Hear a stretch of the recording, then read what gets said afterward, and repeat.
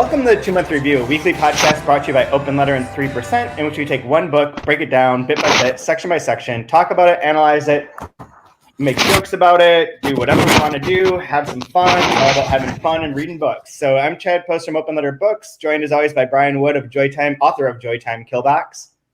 Hi, Chad. Pleasure to be here with you, as always, discussing it's Women Translated Literature Month, right? Yes, this is true. This is very true. Super excited. Yes. So we kind of tapped right into it with our 3 Women in Translation season. Yeah, and this month finishing with Carmen Boyosa's The Book of Anna, translated by Samantha Schnee, which is what we'll be talking about today, fits right into Women in Translation Month. Absolutely. And be careful with your phrasing.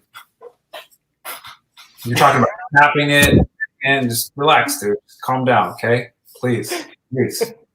Professionalism would be appreciated in these challenging times that we're in. Good Lord. Fair point. No, I have thoroughly been enjoying this kick we've been on with Spanish language translations written by women, translated by women. I think it's been fantastic. I really hope more people are following along. It's been so cool. I really enjoy it.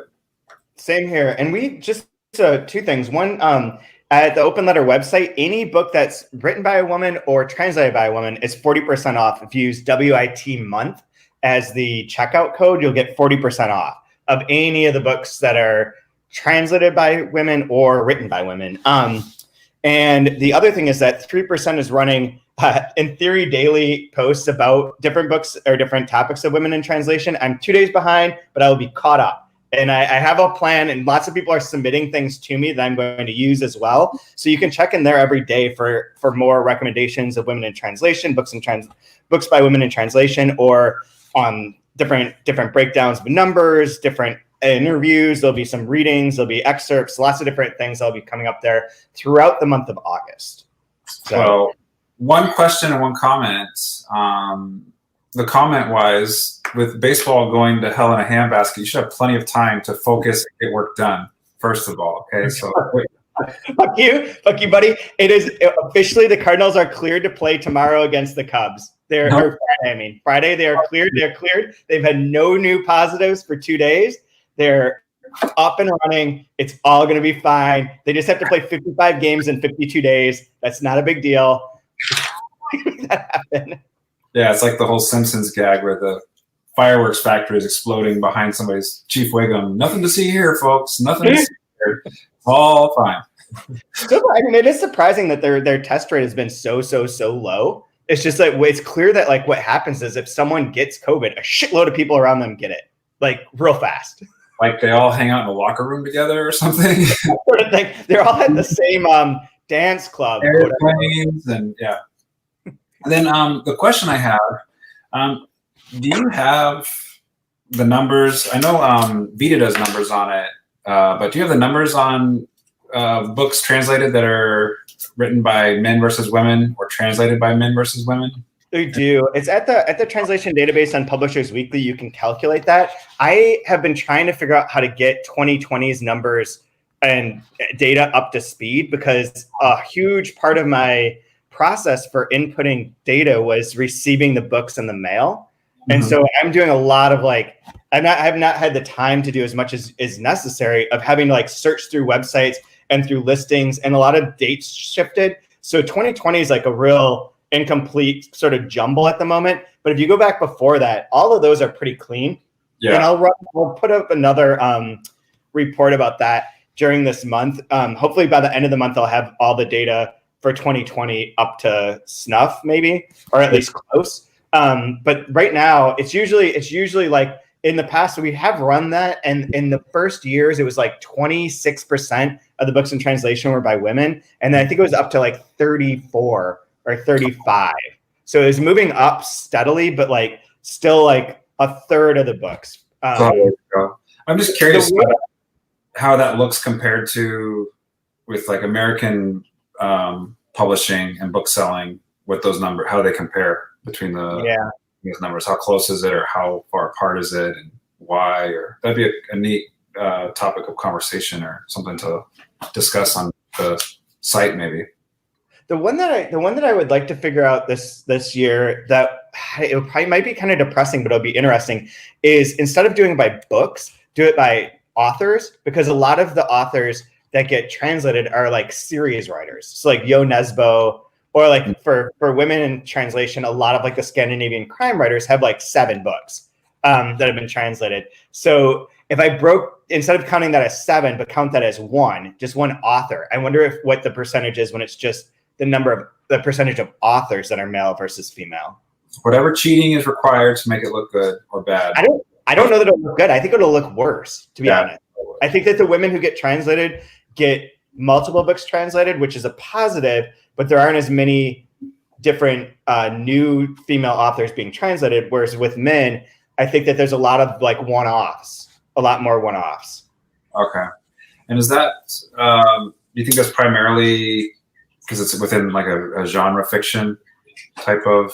Possibly. And like, I don't know. I think that there's like that if a female writer starts getting published and gets quote unquote discovered, that there's like a tendency to stick with them more. And that with a male author, if the book doesn't do as well, they're gone in translation. And I don't know what that might be. And I could be wrong. That's what I want to find out. This is like a legit question for the database, is like, what does that number look like? But I just have like a sneaking suspicion that like when I've gone through for different countries and been like, shit, like Scandinavia has a lot of women in translation, but then I'll like break it down and it'll be like, oh, like there's really like 13 authors, but they all have like 8 books. It's all about people getting murdered in the snow.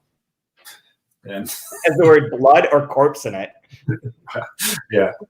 That is an interesting point to bring up, because I sometimes I forget, and I get my head wrapped around too much in the literary, quote, literary fiction landscape, and forget about the books that actually sell and that people read. And it's all the the page turner stuff you get at an airport when those are open and working.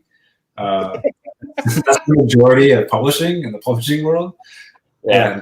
And I totally forget that exists sometimes. And it's a good reminder I know that drives a lot of it. So. Drives a ton of it.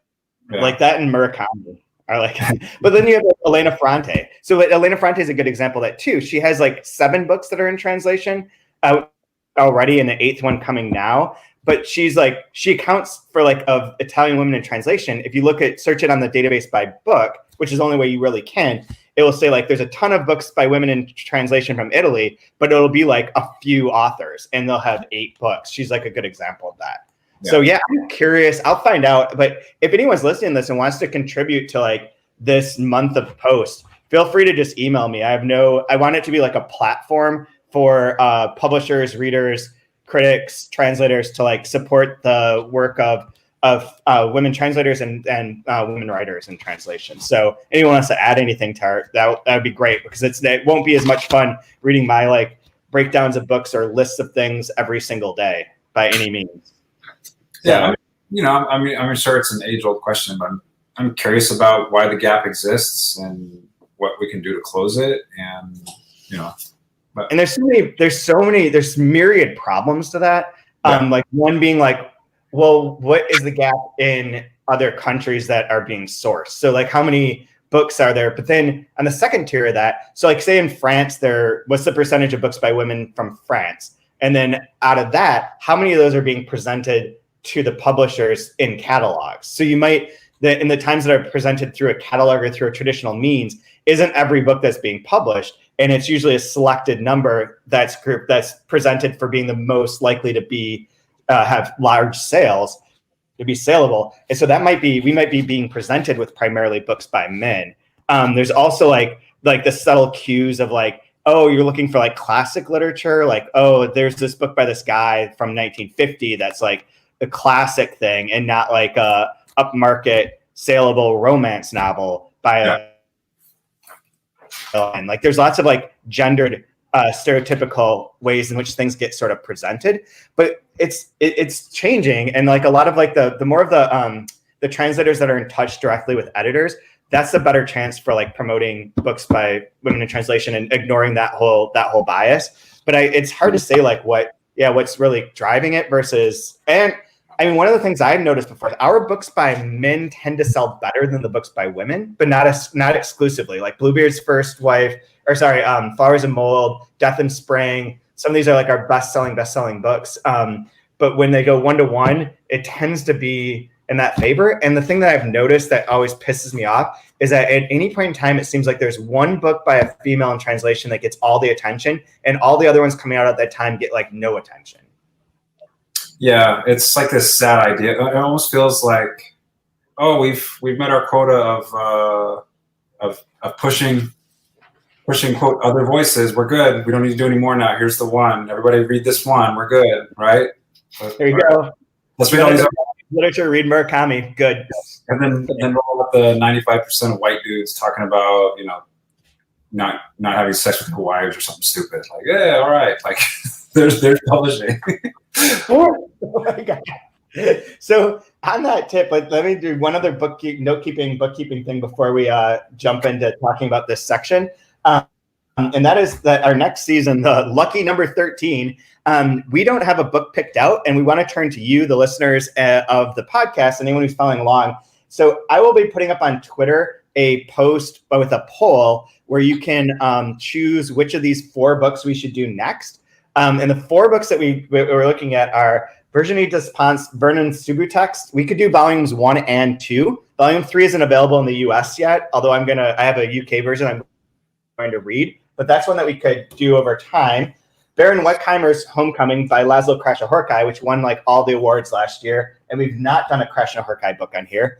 Ardor, which I think would be really interesting, by Nabokov, since it's the one Nabokov book that Faison refuses to read and that I've never read, and I don't know many people who have, and this might be like the legit way to break it down and actually make it through this book.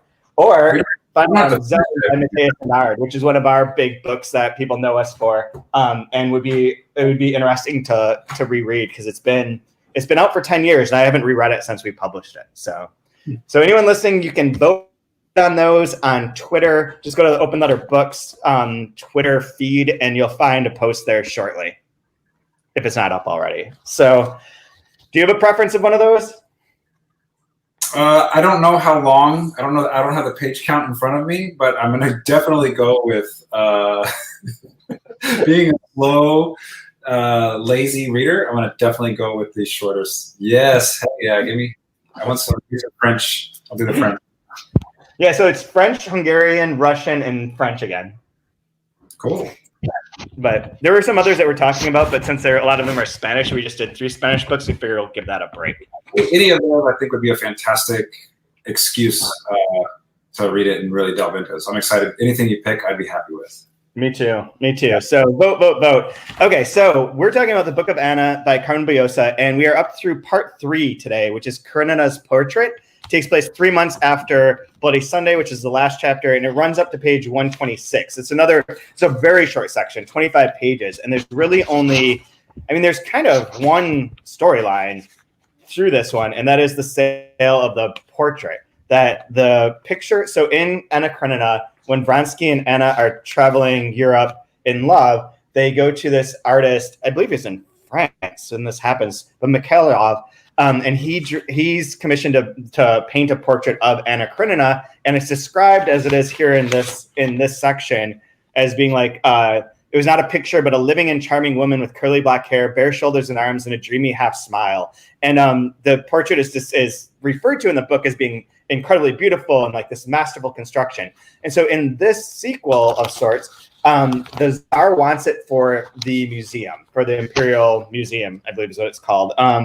And contacts them, and Sergei is like, no, that's not cool. But then his wife's like, no, let's sell it. If maybe they'll give us money for it, we'll tell them they have to come look at it and see if it's valuable. And so in this chapter they do, or in this part they do come. They just 3 people come look at it and decide they want it, and they then arrange to buy it and pay them a bunch of money, which was unexpected.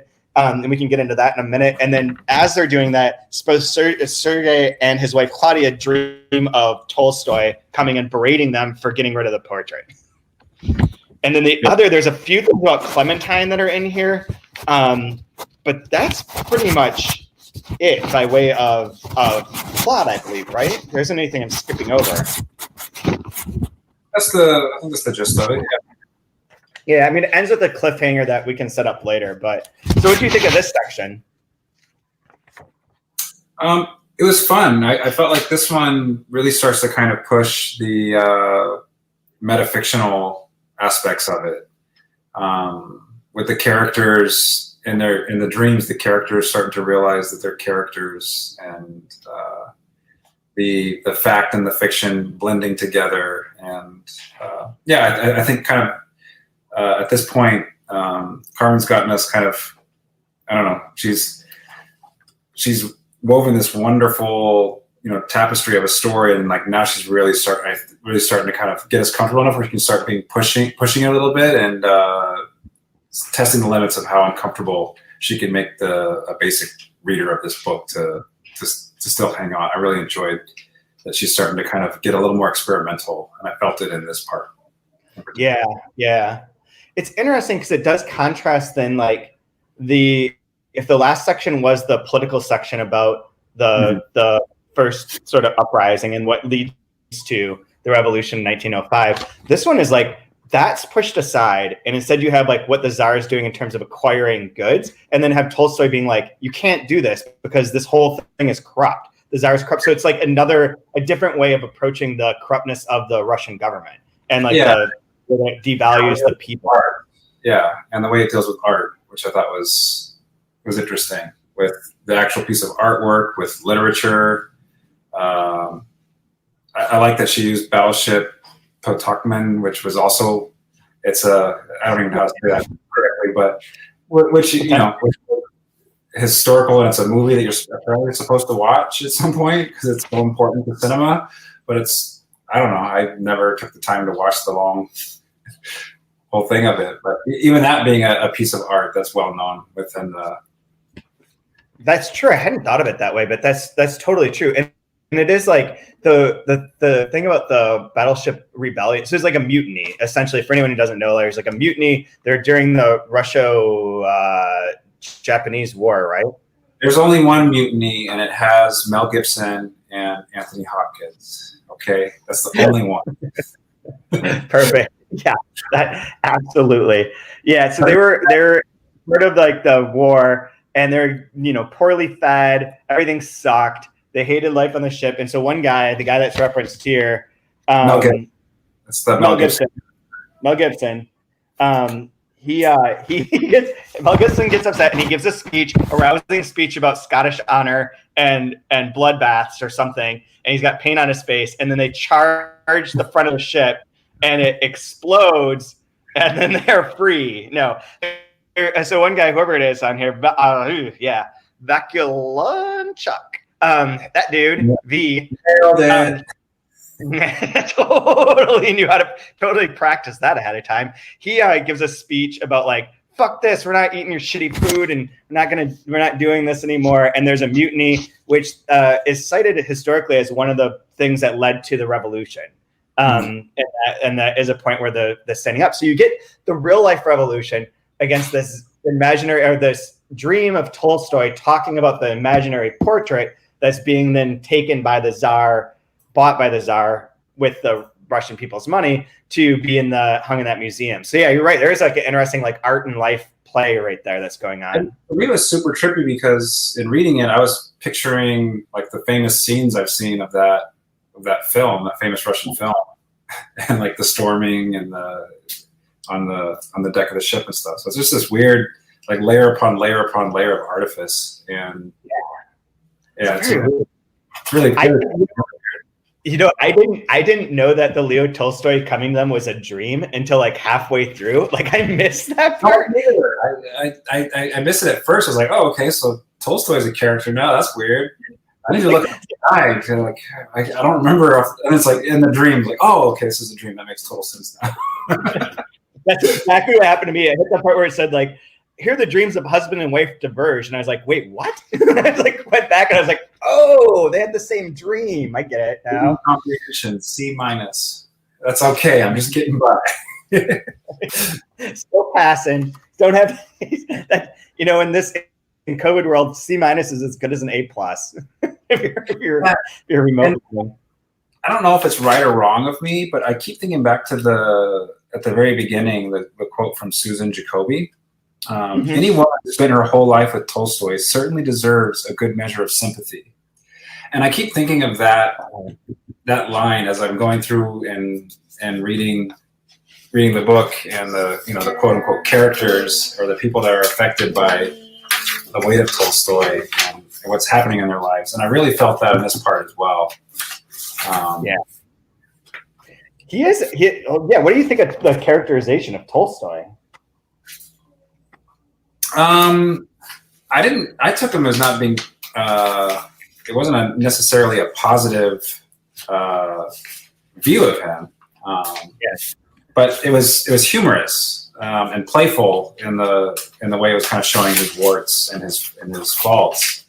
I like the idea of like stop quoting my words. Like let's. I'll find the exact quote. Enough, Sergey. Enough. Stop quoting me. Be reasonable. On page 121. Oh my God! Yeah, there is. And the quote was, "Only subconscious action is productive, and the individual who plays a role in historical events never understands this. If he tries to understand, he's punished with sterility." Enough, Sergey. Enough. Stop quoting me. Be reasonable. The part that I like is how he just sort of berates them. He's like, he looks around the room or whatever, and he's like, "Oh, this is just garbage. Like this room is all this crap." And then he's talking about, in reality, it was just what is usually seen in the houses of people of moderate means who want to appear rich and therefore succeed only in resembling others like themselves. Their dark wood, plants, rugs, and dull and polished bronzes. All the things people of a certain class have in order to resemble other people of that class. And then he's like, "Fuck you guys, do not sell this painting." He's like, "The two of you, what I've created, and there's no trace of me in this unholy business, and what I cannot take responsibility for is that the two of you are not acknowledging change. You don't so much as lift a finger. You become increasingly self-absorbed, ruining yourselves, and I won't deny it. You disgust me. Your complacency will cause you nothing but unhappiness and me pain. Man cannot live without knowing the truth, not even if he's a man of fiction, not even the fiction I write, because I write only what I know, and the only world I know is that of men." If you give us an order, we'll obey it. And it's interesting. He's putting forth this idea of like being like, don't sell to the czar. The czar is foolish. He's an enemy. This isn't his right to this at all. He's saying it's shameful to organize killings. An army is always an instrument of murder. And in the case of the czar's army, it's also a suicide machine. Russia is killing itself. And it's very, very much like, in France in 1790, they renewed the world, and now Russians have to do that in 1905. Like, it is a very like proletariat revolution, anti-czar moment, and that all tracks and that all makes sense and like seems like very positive. But yeah, the way that he like it says all these things is like pompous and like an asshole. Yeah, but funny. I imagine him being like fat and with a shitty beard and a tattered like suit that doesn't quite fit right.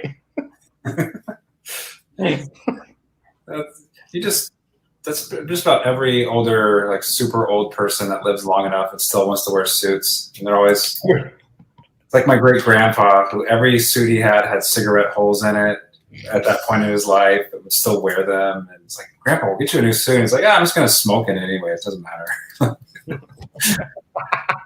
The goal at some point in your life to get to that level where I just don't care anymore. Yeah, exactly. And maybe COVID exposed that in a lot of people, where there's just so much caring and not caring at the same time. I'm very opposed to these new think pieces about how now we're not allowed to wear comfort clothes and we have to go back to wearing normal clothes to work. Don't think that should happen. I'm opposed to this. I think we should move in the other direction, and work should become completely casual. Yeah. We don't need this shit. This is all an artifice. All this like putting your clothes together like that is just an artifice to make people in power feel good about themselves. But that's one of the things I really enjoyed in this section was it's dealing with really kind of important, heavy things, questions about the place of art and politics. but it's doing so almost with the theater of the absurd in a way, with the dreams and this weird, like Orson Welles type character that shows, you know what I mean? Like kind of like, where old chap? Like you're into the dreams, and like I just thought it was fantastic the way it. I don't know. It has fun. It kind of pops the heavy reality of the characters that are in it at the same time. Where like you're a puppet made of ink. Like, calm down. I'm just made of ink. I want to be a real boy. Yeah, exactly. I mean, that's an actual quote in the book, right? Yeah, it is. It's like I can't find it now, but it was like, yeah, he stutters it. In fact, I believe on 120. Yeah, man, it's hard to do this without an actual book sometimes. There we go. Yeah, I made a puppet made of ink. Yeah, love it. Love it. I think it's funny too, like the play with the portrait where there's the line that says like they compare it to Tolstoy's novel, declaring the portrait to be superior. With like an imaginary portrait that's invented out of this novel that's better than how the novel described it. The creator, I am the god of this, and it's like this is better. It's like it's a weird thing to try to think about or try to ground in my mind as I'm reading it. I like that kind of stuff. So. Yeah, I feel like it's interesting. The book's interesting in its construction too, in the sense that we've had like the longest part is part one, and all the parts after that are almost the same length, and sort of like push things in forward in a way and have like a different focus. But like this should in some ways be like the real building up to like a climax or towards something, and yet there's not really that conflict is clear right now. It's still like just it's going along in these lives and in these threads that are there. And I think that that's really interesting to not make it feel like you're ramping up and that this inevitable. And I don't even know what the inevitability of the conflict would be, except for the revolution itself. And I don't think the book hits that. I think it stops before the 05 revolution. But yeah, so. It's curious. It's curious how this is all structured in these parts. It'll be interesting to talk to her in a couple of weeks and ask about that too. Yeah, I do want to know about that because there's moments of it where you get lost in the realism, but in this one, not at all. Here, we have to get the address there. Hold on. Sorry, my daughter's into mailing things right now. So. It's for you, Dad. I'm mailing something to you. Oh, thank you. Great stuff inside. I do a picture for you. Oh, all right. Wow, that's really cool, Isaac. Some seeds from China we're going to send to you. We want you to plant them. Oh, thank you. I've been waiting to plant those seeds. I'm really excited. I have a nice spot in the middle of parcel 5 here in Rochester that's just waiting to be seeded up with some mysterious Chinese seeds. So chapter 30 about Clementine. It's page 106. Yeah. So it's interesting the way the transitional paragraphs. So let's try to retrace is the first clause. Mm-hmm. Then you get a parentheses. We might ask why on earth, and then back to Clementine, or the narrative. For our purposes, what matters is that, and then 2 paragraphs down. Vladimir is a different story. It's almost like in this we're talking about the characters as if we're very well aware that they're characters, and she's talking to us, explaining the characters that are in it. Like it's just this really strange. Like she's kind of popping the bubble of realism completely at this point, and it's more postmodern metafictional absurdities in this one. I really enjoyed the fact that she went like full in on this in this section on that. Yeah, and we talked to the translator, Samantha, next week. Like one of the interesting parts is that tone of voice, or that the voice that's constructed for the narrator, because it isn't a straight anything. Like it is playful. It is like talking to you, using the us. It's not like a strict. It's not a strict like, dear reader or something. It's not anything like that. It's more. Here, let me tell you what's important about this character. Now that one over here, we do know. Like, it's this weird kind of strange understanding that this is, puppets made of ink that we're playing with. Right. Exactly. Yeah, I think that was cool too. I'm interested to get back to the anarchists. I want their shit to I want them to blow things up, man. I want more explosions. Yeah, that's, I guess, kind of, I don't know. It makes me wonder, like, at the times that we're in, like, we're just on the cusp of when you see what happens with France in 1790, and they talk about Russia in 1905, and in America 2020, 2021. Are we on the cusp of maybe getting something that could create some change, or are we just going to end up buying TVs at Walmart instead? Probably buying TVs at Walmart and selling our shit to the czar. Yeah, It's a revolt, everyone. Keep it up. Keep protesting. Keep overthrowing the system. Like you can feel the pot simmering, but I don't know if it'll boil. I mean, we really aren't. Yeah, we're not going to have an election apparently. Well, there's no need for that. I don't know why there would be. I mean, to be fair. But yeah, so I don't know. I don't know what else to say about this section right now. I think it's very interesting. The other part that I think is interesting is that it does center the relationship between Anya and Sergei, where he's the one who the painting is his. He's not splitting it with his sister. She's pissed about that. And like, as part of like the trust that was set up, he takes care of her, but she won't ever get the money because she can only get the real money if she gets married, and she refuses to marry. So you've got that's like an undercurrent of like the place because this comes up a lot in Anna Karenina too, of like what the place of women are in society. And it's hinted at in various parts here. And you have like Clementine being like the main anarchist and Alexandra dying, but then the three Alexandras, and then Anya being like, refusing to marry and remaining free and single. All of those are different roles that women playing here that maybe aren't what we'd expect stereotypically, and wouldn't be the roles that they'd be playing in Tolstoy's book. In Tolstoy's book, the women there are certain strengths that are presented, especially with Anna, but like most of the time there's a lot of discussion where like they'll have like these long set pieces with like people around a table being like, oh, well, we definitely shouldn't educate women because like the work that they need to do is raising children. You don't need books for that. Like you raise children, you do this, like that's, and they have these discussions, but they're very male and they're very patriarchal in their substance. So this is undercutting that like in subtle ways without being like too polemic about the whole thing. Yeah. I do have one other thing to tell you about this, but what were you going to say? Yeah, but like that comment with Sergei and his sister wanting to keep his thumb on her and keep her needing him and needing his money. Again, it just took me back to that Jacoby quote, Susan Jacoby quote at the beginning about anybody, like if you're a woman that spent a lot of time with Tolstoy, you have my sympathy or you deserve our sympathy. Right. And so I again, it's kind of shading my reading in some of these sections, but absolutely. That when that part came up, that triggered that part of me again. So every day I get from Book Riot this email where they advertise. It's like I think most of their financial model is that they run advertisements for discounted ebooks that are being sold through Amazon.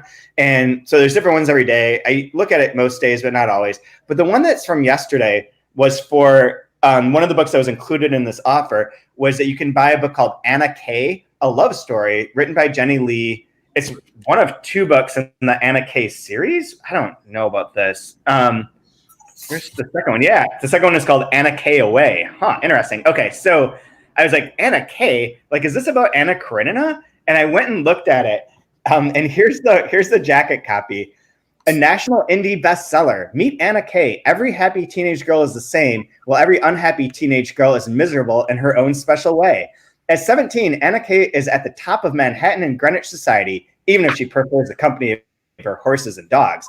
She has a perfect, if perfectly boring, boyfriend, Alexander W., and she has always made her Korean-American father proud, even if he can be a little controlling. Meanwhile, Anna's brother, Steven, and his girlfriend, Lolly, are trying to weather a sexting scandal. Lolly's little sister, Kimmy, is struggling to recalibrate to normal life after an injury derails her ice dancing career, and Steven's best friend, Dustin, is madly and one-sidedly in love with Kimmy. As her friends struggle with the pitfalls of ordinary teenage life, Anna seems always to be able to sail gracefully above it all. That is, until the night she meets Alexia Count Vronsky at Grand Central, a notorious playboy who has bounced around boarding schools and who lives for his own pleasure. Alexia is everything Anna is not, but he has never been in love until he meets Anna, and maybe she hasn't either. as Alexia and Anna are pulled irresistibly together, she has to decide how much of her life she's willing to let go for the chance to be with him. And when a shocking revelation threatens to shatter their relationship, she is forced to question if she has ever known herself at all. Dazzlingly opulent and emotionally riveting, Anna K, A Love Story is a brilliant reimagining of Leo Tolstoy's timeless love story, Anna Karenina. But above all, it is a novel about dizzying, glorious, heart-stopping experience of first love and first heartbreak. And it has been optioned and being made for an HBO Max TV series. Oh, God. Just post up that Captain Picard meme where he's holding his face. Where I don't want to live on this world anymore. This has been a national indie bestseller, a must-read book named by maybe 20. This came out, by the way, this book came out in March. This book is like brand new. I've never heard of it. I think it's a YA book, but that's not entirely clear to me. They say, oh, wait, here's a blurb for you. Good Morning America says, a modern take on Leo Tolstoy's Anna Karenina. Anna K is a gossip girl meets Big Little Lies tale of wealth, privilege, love, loss, and lots of designer labels. They should make Book of Anna an HBO Max series. Good God. Oh, man. Yes, on that uplifting note. You realize, though, the jacket copy you just read was basically the Mad Libs that we make fun of. Yeah. Fun. That's what that was, right? Yeah, it's from a Big Five publisher. It's legitimately that. God. Do you think at the Big Five publishers they have like that template, but their own version of it that they give to like their new hires? It'd be like, learn how to write copy just like this. Probably. I mean, we should probably be excited that people are reading the book or reading books, but but it's hard to read this instead, please. Yeah. Oh, it is a young adult novel. Okay. It's officially an adult novel. The writer is also a producer for the ABC family sitcom Young and Hungry. All right, cool. Cool. I do have one last thing to say. So we're left with like a bit of a cliffhanger in which Claudia has found like this box and she forgets about it and then she opens it and inside the box is the manuscript that Anna Karenina wrote when she was at her very happiest, and it includes a letter to Sergei Seriosha, is the diminutive of that, and about how she wrote it twice. She wrote the first as a moral lesson for children, intending that you be its first reader. 2 years later, I rewrote it in one sitting without any such pretensions. I didn't write it for you. I wrote it for myself. Nevertheless, I dedicate it to you, hoping that someday you, Seriosha, will have a daughter, and that one day she'll be a grown woman, and these pages will speak to her, my granddaughter, when she's an adult. I love, and then Anna. So the next chapter, and then what falls out of the book is a little postcard with Thomas de Quincey's notes from an opium smoker, or is that what it's called? Opium user? Notes, opium addict.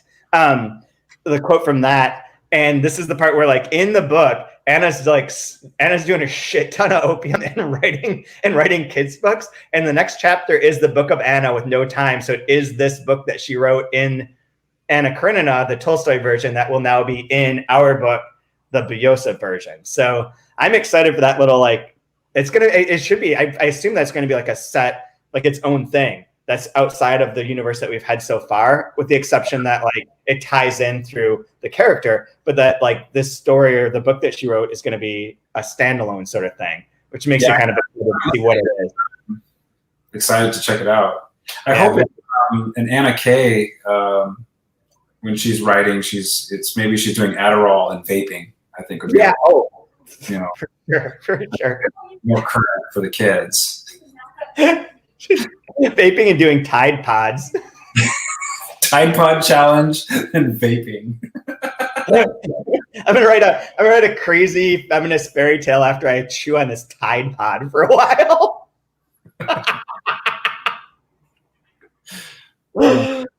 Oh man, I've got nothing else. Anything that you wanna say? Any final words? No, I'm looking forward to next week. And do you have the translator next week as well? Yes. Okay, so I'll actually try to be a little more serious and I'll be in the woods, by the way. So this is the only thing I'm doing for work. I'm going on vacation Friday and coming back next Thursday, and I will not be answering anyone's emails during that time, but I will come on and do this. Good luck on your vision quest. I'm always in the woods. Ayahuasca, man. Ayahuasca is there for me. I'm going to see God.